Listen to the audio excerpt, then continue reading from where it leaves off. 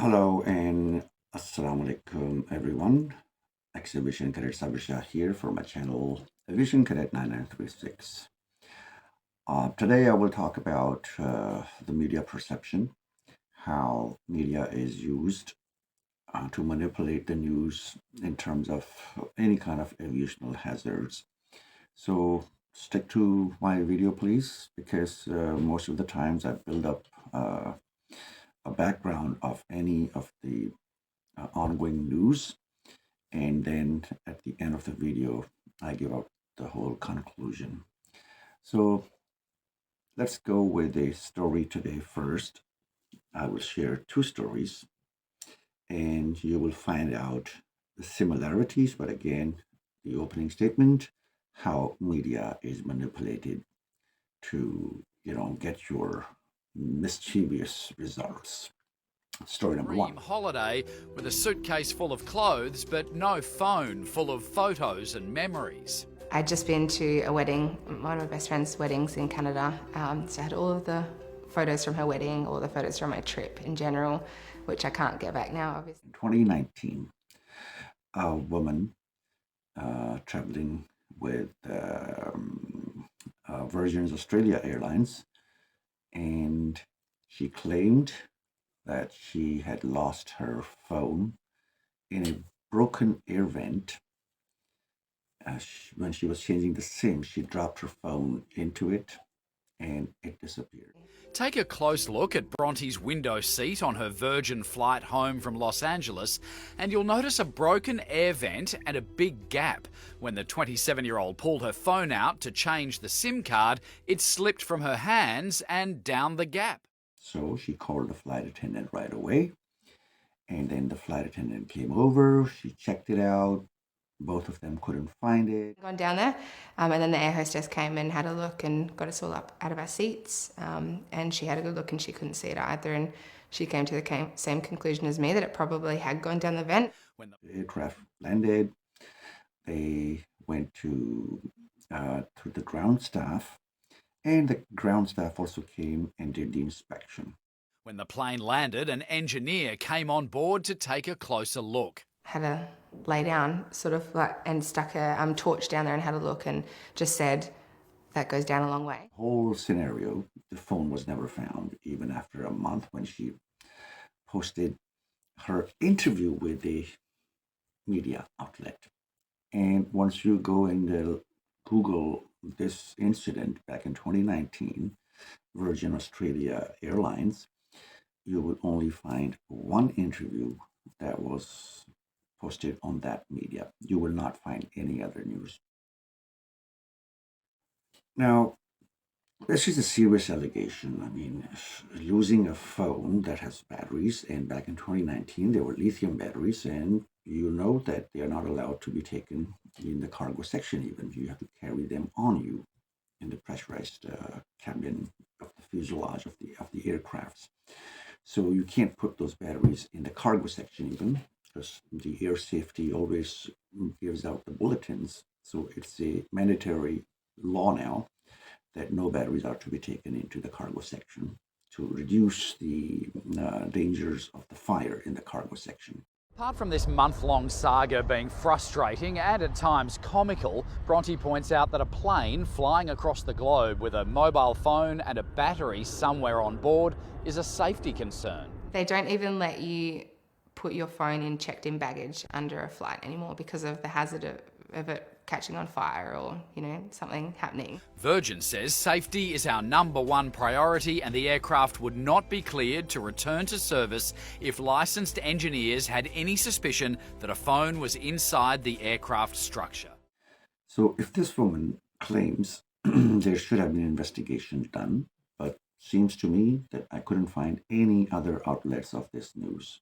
So probably it was just the gimmick to defame Virgin Airlines Australia. So let's stop the story over here. I just woke up in the morning today, and the second story came through my eyes. It was sent on a media outlet with similar looking woman. I mean, she's kind of Caucasian to me, with the same gray hairstyle, a little skinny. Probably, if you accuse them of being the same person, you could do that. But I mean, I can see the facial differences. But she's a white woman, and she's flying from Jeddah, Saudi Arabia, to Islamabad after performing Hajj. And she claims the same thing, that the air vent was broken between the seat and whatever the outlet is, and she dropped her phone inside. The phone got sucked into the air vent. Air vents give out the air; they don't suck in the air. But yeah, let's take this on the face value. So she calls the flight attendant. See, similar story with 2019, and they check it out. They couldn't find it. Then after the landing, the ground crew comes in. They also check the phone, but they couldn't find it. But in this story, miraculously, after 13 days, the phone was found. Where? The ground staff had to remove the flooring of the Boeing 777 because the air vent system is located in the floors, definitely, of course. And from there, they pulled out the phone and gave it back to that woman. Applaud. Now the twist. These two stories are fabricated, just like I said, the first one and then this one. And this story says that the woman posted her video on social media when her phone got sucked in. So if you have a phone and your phone is being going in and you're taking a video with your other phone, okay, that's first thing. Okay, probably your companion was doing that. Okay, let's where's that video? I couldn't find that thing anywhere apart from the propaganda against now Pakistan International Airlines. Pakistan International Airlines had an accident, PK8303, 20th of May, 21st of May, 2020, during the COVID time, and it crashed before landing after getting a belly landing touch and go, and then both engines got filled allegedly, and then it fell from the sky, right, like a nautical mile away from the threshold of the runway. And everyone on board perished apart from two survivors. And after that, our aviation minister, he stood up in the parliament and he made a huge blunder and claimed that all the pilots, the CPL holders, the ATPL holders in Pakistan Air Force, in Pakistan Airlines, Civil Aviation Authority issues them these certificates. 250 out of 700 pilots' licenses are fake. Pakistan में pilots 262 ऐसे पाए गए उन्होंने खुद exam नहीं दिया उनकी जगह किसी ने एग्जाम दिया ये भी जेली बनवा के दी गई जेली लाइसेंस भी बनवा के दिए This was the statement by the aviation minister of Pakistan. Well, anyhow, later on the inquiry was dealt, and the verdict came out to be that only 19 pilots has dubious license because one of the tests, they were flying at that time and the test was being happened and they let someone else sit on their places. Well, in South Asia culture, it's very common. Okay, I'm not saying that this should be there. No, it shouldn't be there. This practice should be abolished right away. But this was the only 19. And then the aviation minister's this statement, what it did to Pakistan International Airlines, it banned it from Europe, UK, Canada, and North America.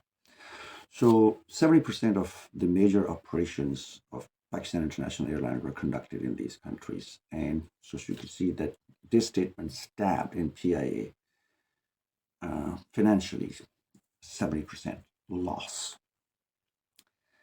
So later on, one of the ex-Air Force, not serving Air Force personnel, he became the chairman, tried to improve the PIA, but the damage done by the aviation minister could never be recovered. And he belonged to a specific party.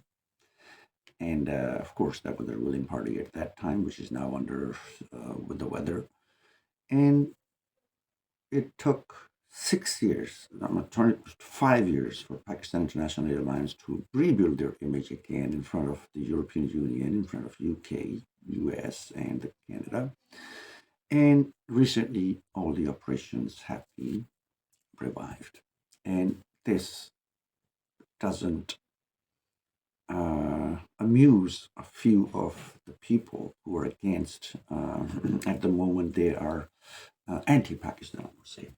They are Pakistanis, but they are on the anti-Pakistan agenda. So if PIA has resumed flights, they cannot bear that Pakistan could progress without their leader who is in prison at the moment. So this is what has happened. So this fake news has been taken out from that fake news and now being projected in all the channels are showing that. That's how media works. No one is going to go and dig it up and check it up. That where is that video? Where is the actual proof of that woman claiming that the aircraft, the phone went into the broken air vent of Boeing 777. And I checked the Boeing 777 air ventilation system, the air conditioning system. It doesn't go through the floor of the aircraft. It goes through the walls of the aircraft. Makes sense, right? From engine, it doesn't have to go through the floor and cross this one. It's between the window seat and the fuselage body. So the system is located there. That's why the air vents go up. And they throw the air ventilation, the air ventilation is done from the top. So you don't see any pipes going on, otherwise you're going to go pole dancing around them. But these idiots, I mean, what can I say about them? And the pipes used in Boeing 777, okay, Boeing 777, the pipes used, they cannot suck in any of the phones. And the twists, the bends, the turns in those pipes, they cannot let this phone travel through gravity even. But people are not going to go and do these kind of research. They are just going to give out their verdict. They just see a beautiful, young lady's picture on top, so they become brothers. Oh, our sister is in trouble. She lost her phone.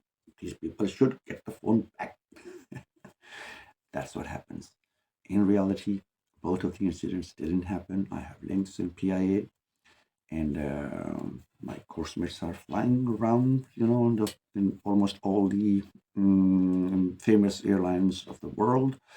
So it was not easy for me to extract the information. Nothing of that sort has happened in PIA, but some people who want to defame Pakistan International Airlines just because they are jealous that present government has done some efforts to get the state flag carrier airline back on its feet again. So this is the whole agenda. So that's why I say that before commenting or reacting to something that actually, gives you sensational or gets you this rebellion mode on, better confirm it. Otherwise, people do regret that one. Thanks a lot. See you next time. Allah Hafiz.